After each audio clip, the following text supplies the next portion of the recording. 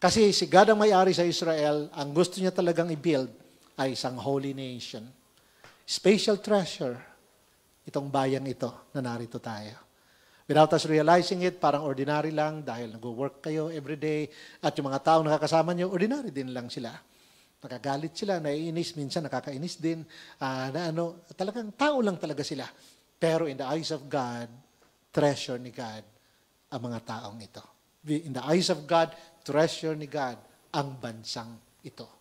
At ang gusto niyang i-raise up ay isang special na treasure, a holy nation, a holy people, kingdom of priests. Kingdom of priests. Ibig sabihin na kingdom of priests yung nagmi-minister kay God na mga tao. Nagmi-minister kay God na people. At yun ang role ng Israel. Mag-minister kay God.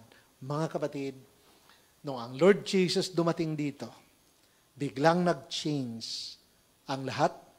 At sa Mark chapter 6 verse 34, dito natin makikita ang heart ng ating Father in Heaven through the Lord Jesus Christ. Pwedeng basahin natin, Mark 6:34. Ready, go? And Jesus, when He came out, saw a great multitude and was moved with compassion for them, because they were like sheep not having a shepherd. So He began to teach them many things. Ang bayan ni God ay para ng sheep na na-lost. Lost na sheep, walang shepherd. Dahil bagamat merong mga religious leader na yun ang tuturo sa kanila, pero sila ay naililigaw. Hindi na naka-align sa katotohanan. Kaya ang Lord Jesus nag-start mag-reveal as the shepherd, bilang isang pastol. John chapter 10 verse 14, dahil walang shepherd ang nation of Israel, ang Lord Jesus nag-declare, I am the good shepherd, and I know my sheep, and I'm known by my own. Nagpakilala si Lord na isang shepherd. Dahil kung titingnan natin, ang ancestors ng mga Israelite, puro shepherd sila mula sa simula. From the book of Genesis, kung titingnan natin si Abel, shepherd. Kaya nga ang offering niya kay God ay isang lamb.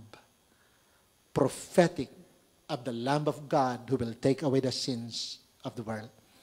Kaya ang roots ng Israel ay shepherd. Shepherd, at si Abraham din ay isang shepherd.